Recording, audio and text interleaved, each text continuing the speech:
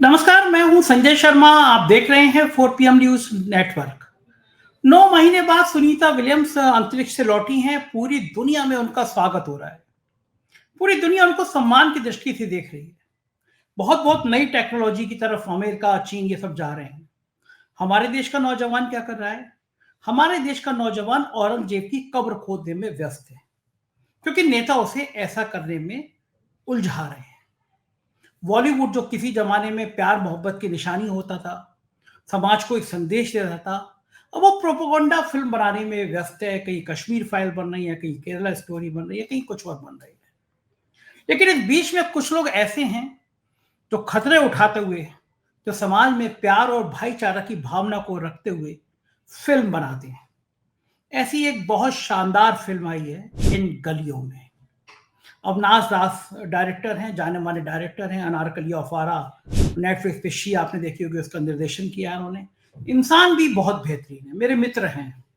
और मुझे आप सबको बताते हुए खुशी हो रही है कि इस फिल्म में 4 PM मीडिया पार्टनर भी है।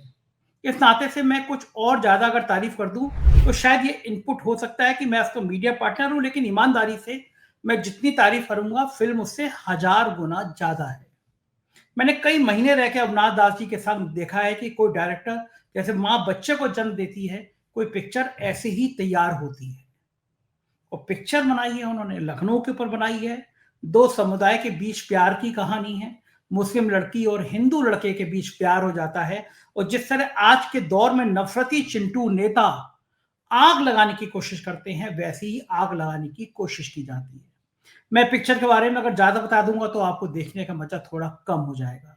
लेकिन ये मान के चलिए, जब पिक्चर बनी तो सेंसर बोर्ड की सांसें अटक गई। सांसें अटक गई क्योंकि डायलॉग था, भारत की राजधानी दिल्ली और दिल्ली की राजधानी नागपुर। अब मुझे बताइए, कौन नहीं जानता कि भारत की राजधानी दिल्ली और दिल्ली की राजधानी नागपुर। बिना नागपुर के, बिना संघ मुख्यालय के पूछे हुए भाजपा में पत्ता भी खटक सकता है। अगर पिक्चर में ये डायलॉग आ जाए तो सेंसर बोर्ड के पसीने क्यों छूट जाते हैं? सेंसर बोर्ड ने सर्टिफिकेट देने को मना कर दिया। नतीजा ये हुआ, प्रोड्यूसर को कोर्ट में जाना पड़ा, अदालत में जाना पड़ा।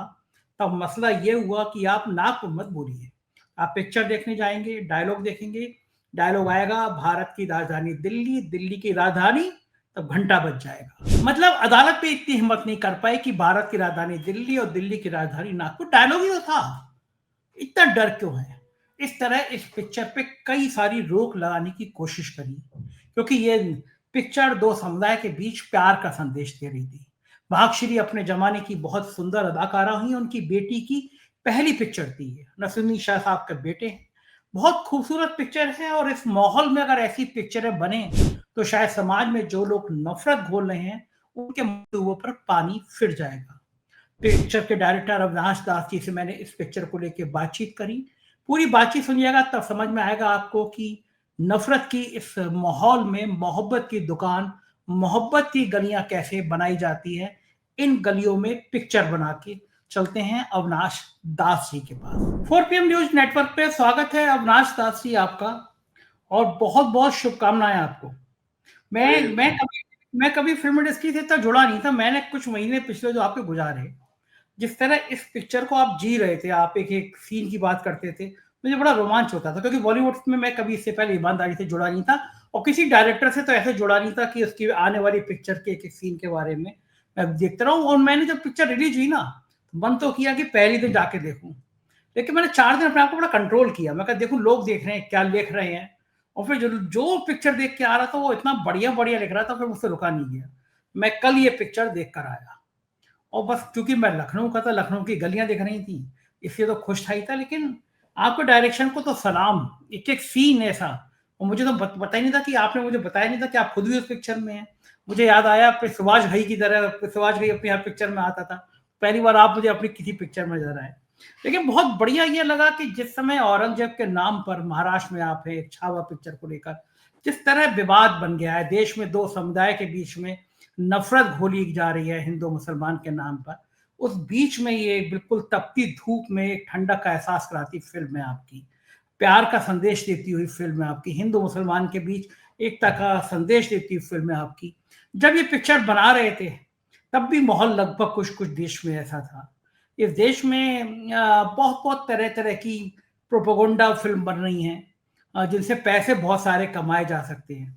आज एज ए डायरेक्टर आपको लग रहा था कि ये जो प्यार मोहब्बत भरी और खास तौर से दो समुदाय के बीच जोड़ने वाली जो कहानी आप लेकर आ रहे हैं, इस कहानी से ऐसे संदेश आएंगे जो लोगों के दिल को छुएंगे पहली बार, और समाज क्या इन संकेतों से, इन संदेशों से, क्योंकि पहले जमाने में फिल्में आईना होती थी, लोग फिल्म देख के सबक लिया करते थे।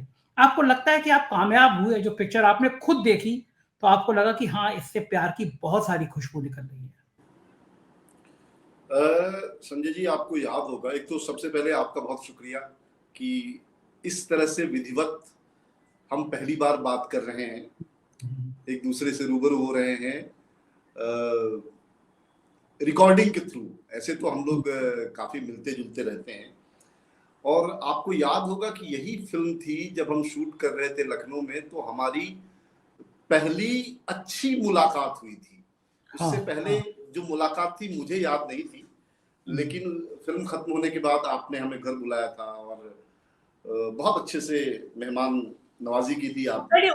उससे पहले की मुलाकात थी, सौरभ भास्कर की शादी थी। हाँ, आप उस शादी में आए थे, हमने आपको 3 बार नमस्ते किया, आप लिफ्ट ही नहीं दे रहे थे हमें लोगों ने कहा ये डायरेक्टर है, इन्होंने अनारकली और फारा बनाई है और बाकी पिक्चरों की तारीफ हो रही थी की, लेकिन आप लिफ्ट ही दे रहे थे। लेकिन हाँ, विधिवत मुलाकात फिर इस पिक्चर के थ्रू। और हम उसी वक्त ये फिल्म शूट कर रहे थे लखनऊ में, जब कर्नाटक चुनाव का रिजल्ट आया था। तो एक सीन जिसमें गली में गूंज रही है उनकी आवाज लोगों की, और तिवारी जो है नेताजी चुनाव प्रचार के लिए निकले हैं, और उधर कर्नाटक रिजल्ट के चुनाव आ रहे थे। तो हम उसी समय देख रहे थे कि देश में रोशनी की एक पहली किरण जो है वो हमको दिख रही है। बहरहाल मैं बहुत पॉलिटिसाइज नहीं करना चाहता हूँ इस बातचीत को, क्योंकि फिल्म के संदर्भ में है। मुझे लगता है कि हमने कोई अनोखी कहानी नहीं कही है। हमने इसके लिए बहुत कोशिश करके बहुत लेयर्स वाला कोई खाका नहीं चुना कि सिनेमा को ऐसा होना चाहिए, उसकी ये क्राफ्टिंग होनी चाहिए। जो 70 और 60 के दशक में जो सिनेमा जिस तरीके का बनता था, जिस किस्म का संगीत होता था, जिस सरल तरीके से लोगों के रिश्ते दिखाए जाते थे उस जमाने में, मोहब्बत की जो एक सामान्य सी आकांक्षा थी जो अव्यक्त होती थी उस जमाने में फिल्मों में। आप देखिए, फिल्म देख करके आए हैं आप, हमारे हीरो और हीरोइन ने कायदे से एक बार भी फिल्म में गले भी नहीं लगाया एक दूसरे को, जो कि आज की फिल्मों में बहुत आम है। म्यूजिकली हमने कोशिश की कि थोड़ा सा वो मेलोडी पकड़ा जाए जो 60 और 70 के दशक में रहा है। तो एक तरह से हम नए भारत की खोज में थोड़ा पुराना रास्ता हमने चुना कि हम जैसे बरसों की विरासत, जो साझी विरासत है, एक दूसरे के साथ रहने की, एक दूसरे के साथ रिश्ता बरतने की जो विरासत है कौमों के बीच में, समुदायों के बीच में, तो हम किस्सा गोई में भी उसी अंदाज में जाएं। तो ये हमारी कोशिश थी। और मुझे अच्छा लग रहा है कि बहुत सारे लोगों को फिल्म बहुत कमाल की लग रही है। अभी एक आदमी ने मुझे फोन किया जस्ट इस बातचीत से शुरू होने से पहले, और वो बहुत उत्तेजित था, बहुत रो रहा था। कह रहा भाई, मतलब ये क्या फिल्म बनाई है आपने। लेकिन जो आपने पूछा कि आपको कैसा लग रहा है, कैसी फिल्म लग रही है, क्या है, मैं अपने किसी काम से संतुष्ट नहीं होता हूँ, और मुझे हमेशा लगता है कि ये कहानी अधूरी है। तो इस अधूरेपन को पूरा करने में ऐसी बहुत सारी कहानियों की तलाश में करता रहता हूँ और करता रहूंगा, और कभी किसी मोड़ पे आपको भी यहाँ खींच के लाऊंगा कि ऐसी कहानियां कहने में हमारी मदद करिए। अच्छा, पता है अविनाश भाई, आप गजब के इंसान हैं। पिछले 6-7 महीने में हम लोगों ने बहुत साथ समय गुजारा है, और मैं आज दर्शकों को बता दूं कि आपसे ज्यादा उत्सुकता डायरेक्टर आप हैं। ये तो एक माँ की तरह होता है, बच्चे का सृजन होता है पिक्चर। मैं 1 साल से देख रहा था आपको, क्योंकि ये पिक्चर थोड़ा थोड़ा लेट होती चली गई, और मैं 1 साल से आपको देख रहा था। और मैं तो इतना उत्तेजित रहने वाला इंसान हूं कि अगर 1 साल में मेरी पिक्चर और मैंने बनाई होती और 1 महीना लेट हो गई होती तो मैंने इन्हें क्या क्या कर डालता। आपके चेहरे पे कोई शिकन ही नहीं आती थी, आपके चेहरे पे कोई भाव नहीं आते थे, और मैं आपसे ज्यादा एक्साइटेड मैं रहता था, कब आ रही है ये पिक्चर, कैसे आ रही है, कहाँ रिलीज करेंगे, क्या क्या करेंगे।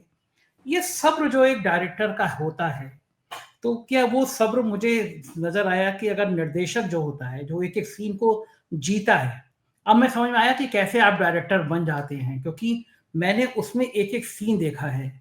वो लड़की, भाग्यश्री की लड़की की पहली एंट्री है, पहली फ़िल्म है उसकी, और वो जो हँसिया उठाती है, या जो मिर्ज़ा के मर्डर होता है, उससे घर के बाहर से खून निकल के आता है।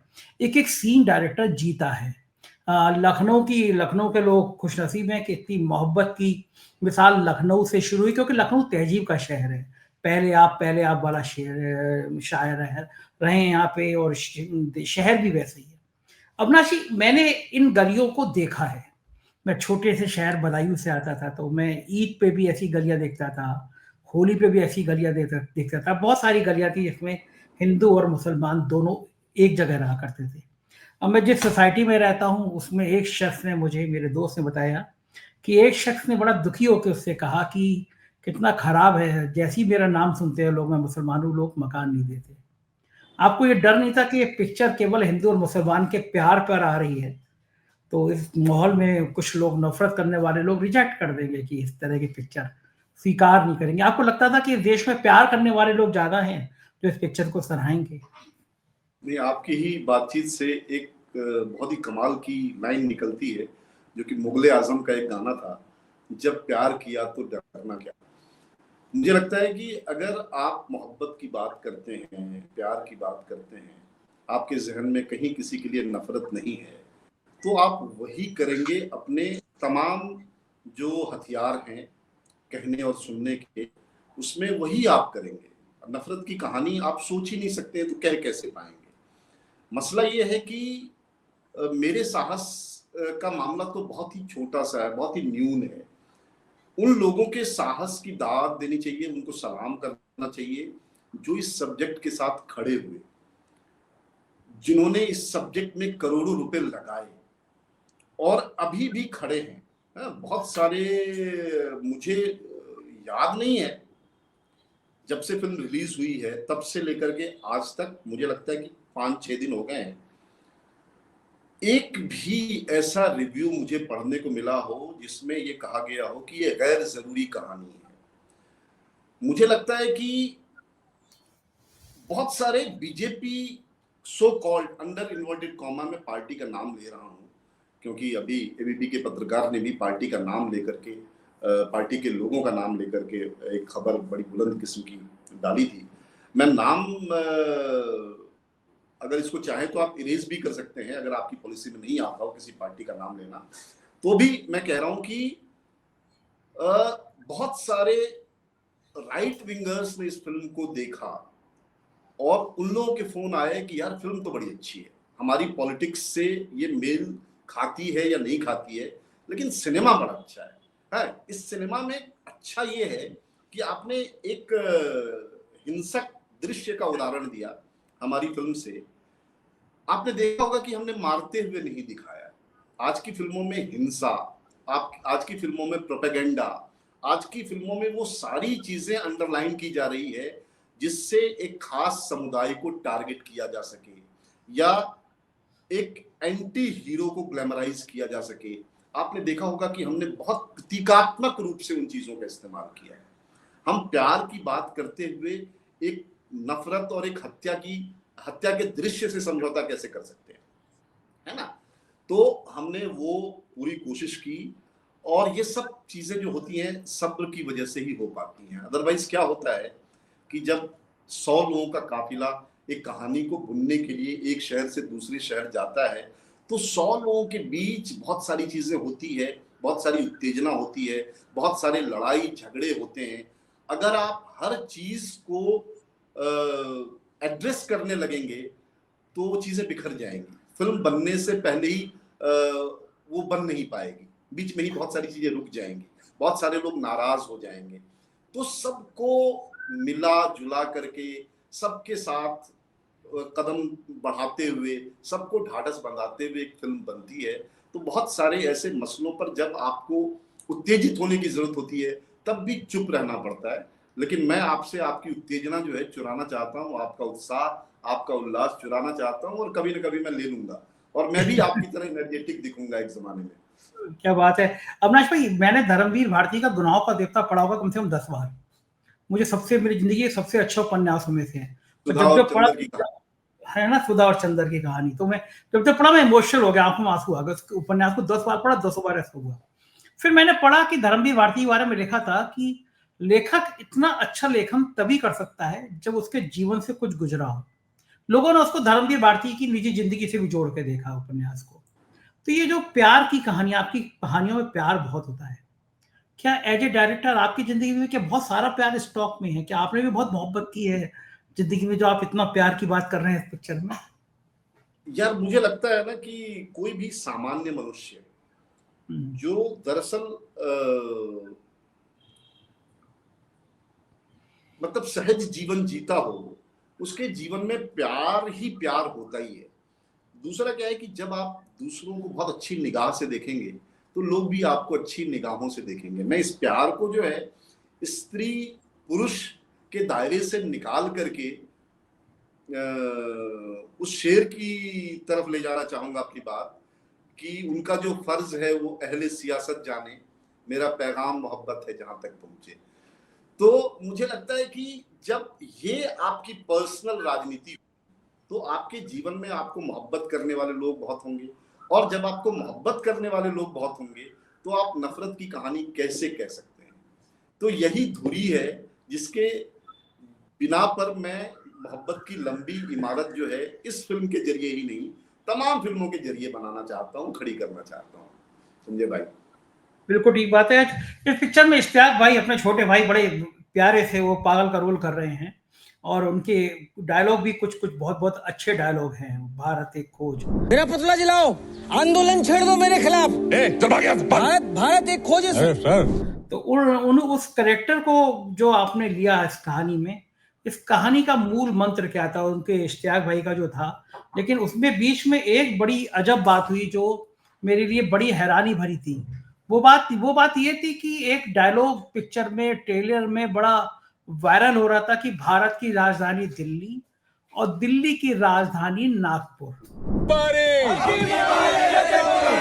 अच्छा, अंदर की बात है, भारत की राजधानी दिल्ली और दिल्ली की राजधानी नागपुर है। अबे पागल हो गया बे?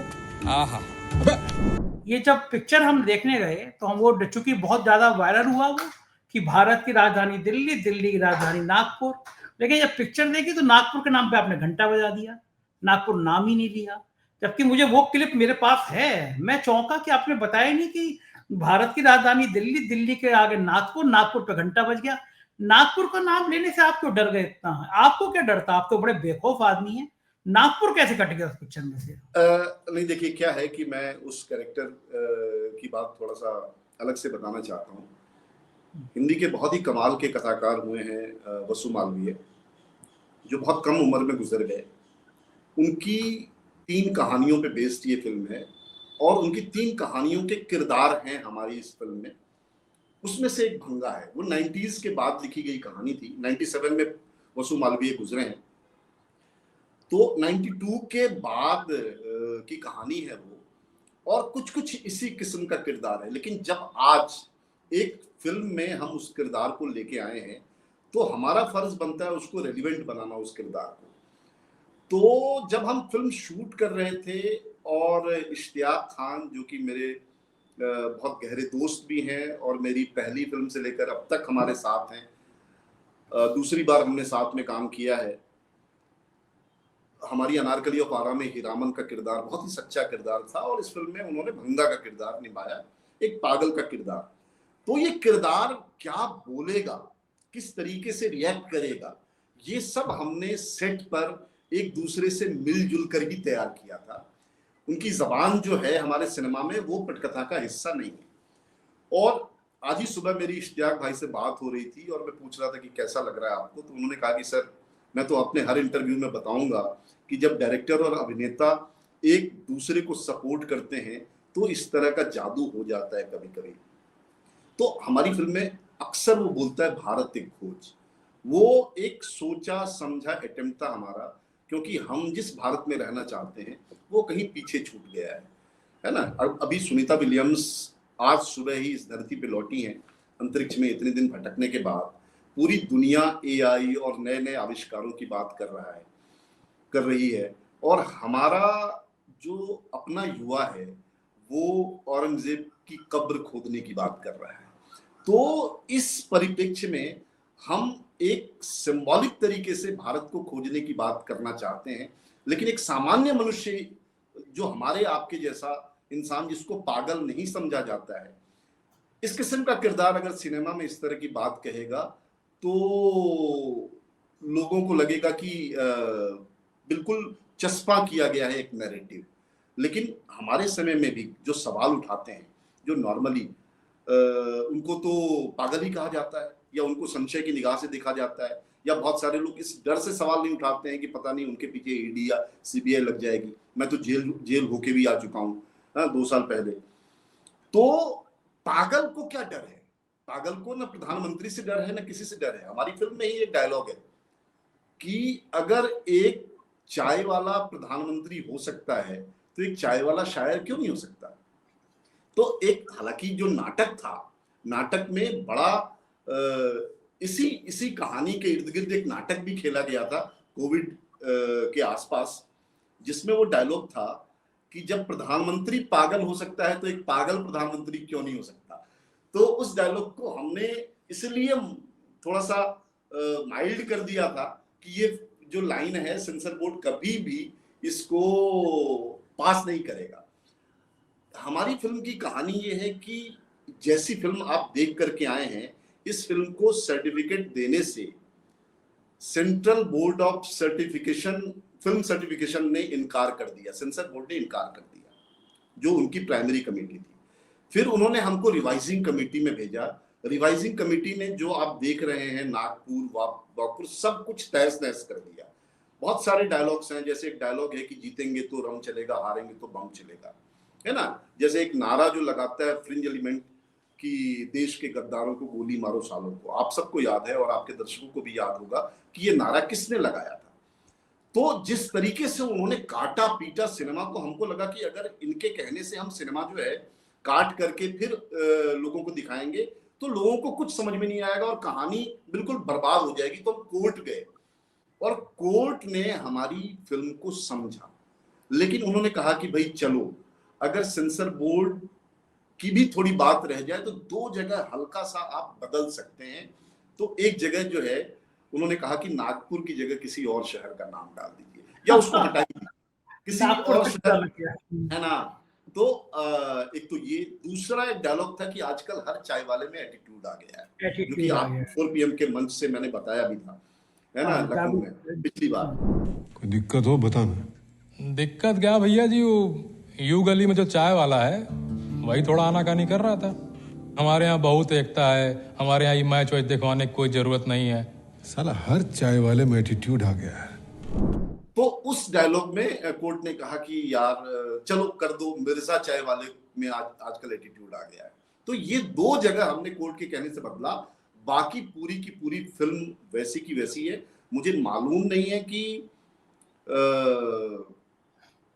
हाँ वायरल हो गया है, क्योंकि मुझे लगा कि बाकी लोगों को ये जानना चाहिए, बाकी सोशल मीडिया के थ्रू, कि दरअसल ये डायलॉग क्या था। तो इस वजह से वो चीजें अभी वायरल हो गई, क्योंकि हम लोगों ने डाला उसको सोशल मीडिया पे। होता है ना, कई बार फिल्म रिलीज हो जाती है तो बाकी फुटेज जो है, ऐसे फुटेज जो इस्तेमाल नहीं किए जाते सिनेमा में, वो सोशल मीडिया पर डाले जाते हैं ताकि वो कहानी भी लोग देख सकें। अच्छा, तो आप बताना क्या चाह रहे थे कि वाकई में भारत की राजधानी दिल्ली और दिल्ली की राजधानी नागपुर, यही बताना चाह रहे थे? ये तो पता ही है सबको। देख रहे हो सर, यही तो पता ही है सबको, नागपुर भी उबल रहा है, प्रधानमंत्री क्या है संजय भाई, हमको बहुत कुछ पता है लेकिन हम कह नहीं पा रहे हैं। तो हम ये मतलब कहना चाह रहे हैं अपनी फिल्म से कि जो आपको पता है वो देखो। एक पागल कितनी बहादुरी से कह रहा है, कितनी दिलेरी से कह रहा है, तो आप भी कहो। एक देश को बनाने के लिए आज पागल होने की जरूरत है। पागल बनो तभी इस देश को बचा पाओगे। बॉलीवुड जो है, जो किसी जमाने में समाज का एक आईना होता था, वो प्रोपेगेंडा में फंसा हुआ है। कश्मीर फाइल से लेकर केरल स्टोरी तक नफरत की एक ऐसी बाढ़ आ गई है। आपके बॉलीवुड के ऐसे ऐसे लोग खलनायक के रूप में सामने आ गए हैं, समाज को बांटने के लिए ऐसे ऐसे हिंसक बयान दे रहे हैं। आपने पूरी जिंदगी बॉलीवुड को समर्पित की है, और आपके ऐसे तमाम आपके दोस्त ऐसे होंगे जिन्होंने बॉलीवुड को जिंदगी समर्पित की है, वो लोग भी अब खुल के कहने से बचते हैं, खुल के कह नहीं रहे हैं। नतीजा ये है कि प्रोपेगेंडा करने वाले लोग ज़्यादा सामने आते हैं, पार्लियामेंट तक पहुंच जाते हैं। हालांकि ये बात अलग है कि फिर पार्लियामेंट में पहुंचने के बाद जो पिक्चर बनती है वो फ्लॉप हो जाती है, लेकिन पहुंचते हैं। बॉलीवुड को कम से कम इस पिक्चर से और आपको देखकर हिम्मत आनी चाहिए कि इस तरह आवाज उठाएं कम से कम। पिक्चरें अभी भी बहुत लोग देखते हैं, दीवानगी से देखते हैं। मैं खुद दीवानगी की तरह देखता हूँ, लगभग रोज थोड़ी बहुत देर पिक्चर घर पे सोने से पहले जरूर देखता हूँ, दिमाग शांत होता है मेरा।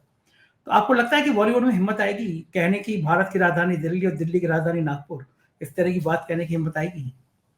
आज ही शेखर कपूर ने ट्वीट किया है, हालांकि उन्होंने बैंडिट क्वीन की बात की है कि किस तरीके से हम कड़ी धूप में बहुत सारे लोगों की मेहनत से एक एक सीन रचते हैं।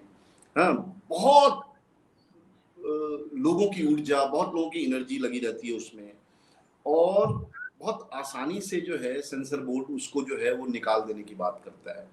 तो सिनेमा को इस तरह के सेंसरशिप से बचाने की जरूरत है।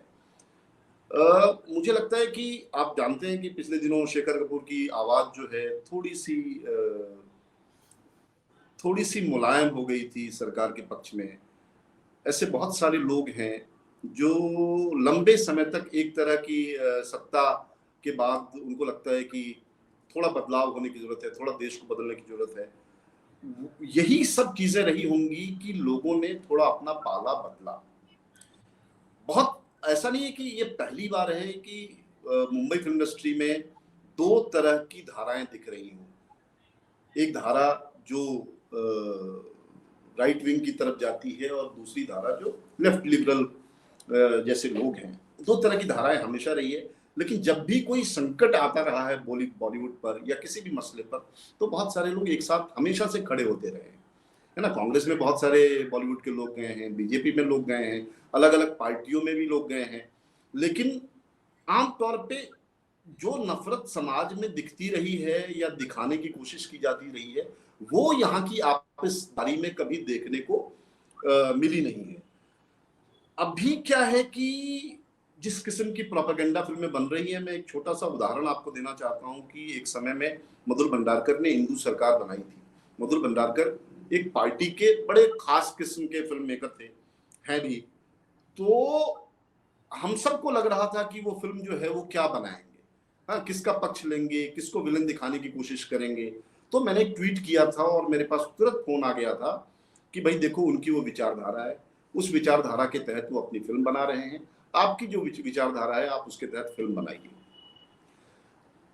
तो मैं आज भी वही बात कहता हूं कि जिसमें उनका बिलीव है वो काम कर रहे हैं, जिसमें हमारा बिलीव है वो हम काम कर रहे हैं। दिक्कत तब होती है जब हमारे बिलीव के हिसाब से हमारे काम करने में बहुत सारी बाधाएं खड़ी की जाती हैं।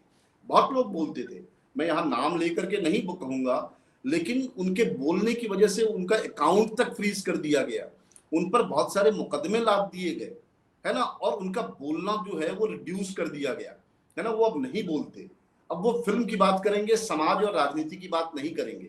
जबकि हमारा नागरिक दायित्व है कि हम फिल्म के अलावा एक नागरिक होने की हैसियत से, चूंकि हम वोट भी देते हैं, हम इस देश की भी बात करें। तो मेरा तो क्या है कि मेरे पास खुल्ला खेल फर्रुखाबादी वाला मामला है, मेरे अकाउंट में पैसे नहीं होते, मेरे पास जो भी बैंक स्टेटमेंट मेरा मांगता है मैं देखता हूँ कि ये यहाँ से आया और ये यहाँ गया, है ना, बीच में कहीं किसी तरफ नहीं गया है वो पैसा। तो मुझे लगता है कि ईमानदारी की बात करने या देश को लेकर के कोई स्टैंड वाली बात करने से पहले आपको अपना अकाउंट क्लियर रखना होगा, आपको ईमानदार रहना होगा, आपको डरने की जरूरत नहीं है। आप पे बहुत सारे लोग बिलीव करेंगे, आपको यकीन नहीं होगा। जब से ये फिल्म रिलीज हुई है, ये क्या फिल्म है आप भी जानते हैं, आपके दर्शक भी जानते हैं। मतलब मुझसे 4-5 प्रोड्यूसर्स का फोन आया कि यार हम लोग क्या एक ऐसी फिल्म और बना सकते हैं क्या। मैंने कहा बना सकते हैं, बिल्कुल बना सकते हैं। तो ये मसला है। बहुत बढ़िया। और वो जो है आपने बड़ी मजेदार तरीके से बहुत सारे शेर और कविता का जिक्र किया, चमचे पतीली से भी गर्म है, और वो जो कवि सम्मेलन था, जो शेर थे, शायरी थे।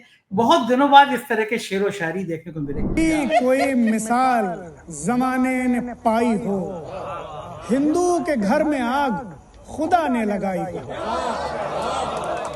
ऐसी कोई मिसाल जमाने ने पाई हो, हिंदू के घर में आग खुदा ने लगाई हो, बस्ती किसी की राम ने यारों जलाई हो, नानक ने सिर्फ राह सिखों को दिखाई हो। तो रामो रहीमो नानको ईसा तो नर्म है, और चमचों को देखिए कि पतीली से गर्म है। बंद होली के मौके से कि छाई हैं हर एक सिमत जो होली की बहारें, पिचकारियां ताने वो हसीनों की कतारें, है हाथ हिना रंग तो रंगीन फुहारे, एक दिल से भला आरती किस किस के उतारे। अच्छा, नए है ना, वो आपने क्या सोच के लिए थे कि इतनी सुंदर नहीं, देखिए कविताएं? क्या है कि जो बात हम सीधे सीधे नहीं कह पाते हैं, वो बात हमको शेरो शायरी के माध्यम से कहने की जरूरत होती है। और बहुत बड़े दास्तान को हैं, युवा है, और हमने उनको पढ़ाया भी एक जमाने में माखनलाल चतुर्वेदी विश्वविद्यालय में, हिमांशु वाजपेयी। तो मुझे लगा कि जब हम लखनऊ में फिल्म शूट कर रहे हैं, तो लखनऊ जो है वो साझी विरासत का शहर है, शेरो शायरी का शहर है। मीर ने आखिरी सांस वहां ली, मीर की कब्र वहां है। तो जो शायरी का जो ये मयार है, जिसको सेट किया दिल्ली के बाद लखनऊ ने, वहां की कुछ चीजें आनी चाहिए। तो हमने एक छोटे से सीन में हिमांशु वाजपेयी से कहा कि यार आप कोई शेर पढ़ दो। तो उन्होंने सागर खयामी साहब का वो शेर पढ़ा कि ऐसी कोई मिसाल जमाने ने पाई हो, हिंदू के घर में आग खुदा ने लगाई हो, बस्ती किसी की राम ने यारों जलाई हो, नानक ने सिर्फ राह सिखों को दिखाई हो। तो रामो रहीमो नानको ईसा तो नर्म है, और चमचों की देखिए, यानी मतलब अंधभक्तों को तो देखिए पतीली से गर्म है। तो अब जैसे जावेद साहब ने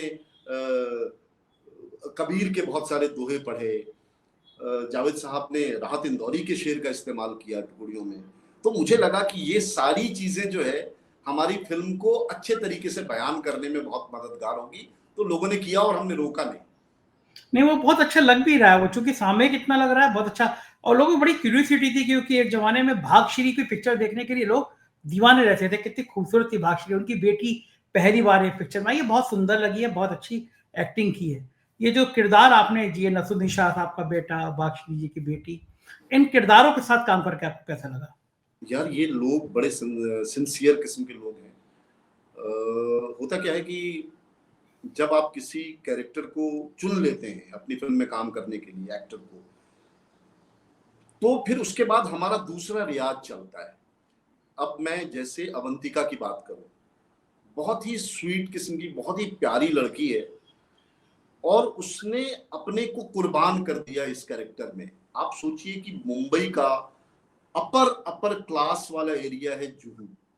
जुहू में पैदा हुई, पली बढ़ी, पढ़ी, है ना, वो अंग्रेजी बरतते हैं अपने रोजमर्रा के की बातचीत में। वो लड़की सब्जी का ठेला लगाने वाली लड़की का कैरेक्टर करने के लिए तैयार हो गई।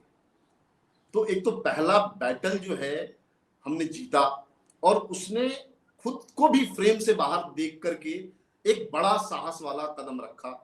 ये उसकी पहली फिल्म है, इससे पहले हिंदी में उसकी कोई फिल्म नहीं है। एक वेब सीरीज में उसने मिथ्या में काम किया। दूसरा, मुझे लगा कि यार ये कैरेक्टर तो ये इसने चुन लिया कि हम करेंगे, लेकिन वो जबान कैसे बोलेगी? कायदे से हिंदी में ही थोड़ी मुश्किल होती है, तो अवधि मिली हुई हिंदी कैसे बोलेगी? पहली रीडिंग में मैं थोड़ा निराश हो गया।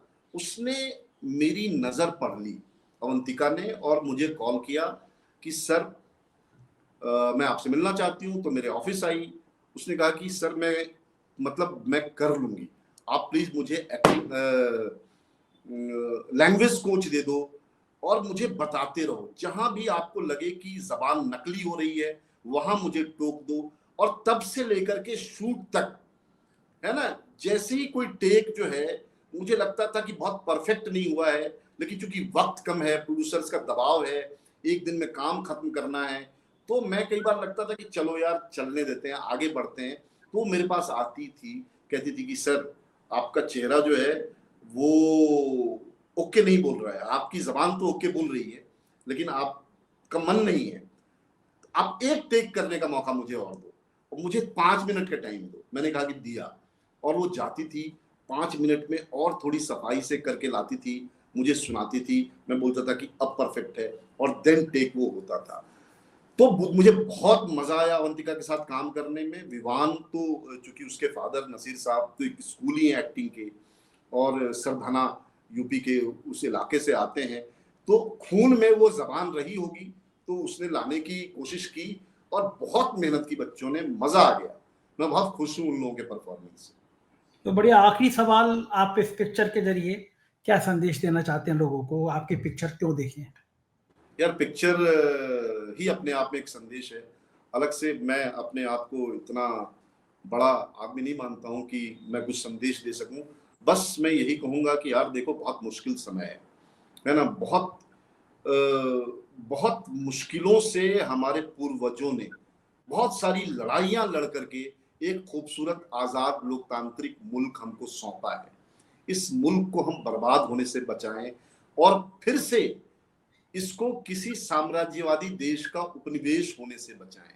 ये तभी हो सकता है जब हम मोहब्बत करें आपस में, एक दूसरे से, एक दूसरे को संदेह से, धर्म और बाकी चीजों की वजह से ना देखें। बस इतना ही सर। बहुत बहुत शुक्रिया अविनाश भाई, आपने इतना समय दिया, मुझसे बातचीत की, बहुत बहुत धन्यवाद, थैंक यू। अविनाश दास, और आपने पूरी पिक्चर के बारे में सुना। मेरे अनुरोध पर जरूर जाइए पिक्चर को देखने के, क्योंकि ये पिक्चर आपके दिल के दरवाजे खोलेगी। लगेगा आपको कि समाज में नफरत कितनी भी बढ़ जाए, लेकिन प्यार सबसे जरूरी है, प्यार बांटते चलो। आपकी प्यार भरी राय का इंतजार रहेगा। चैनल को सब्सक्राइब और ज्वाइन करिएगा, पिक्चर जरूर देखिएगा, मुझे बताइएगा कि आपने देख लिया। शुक्रिया, थैंक यू।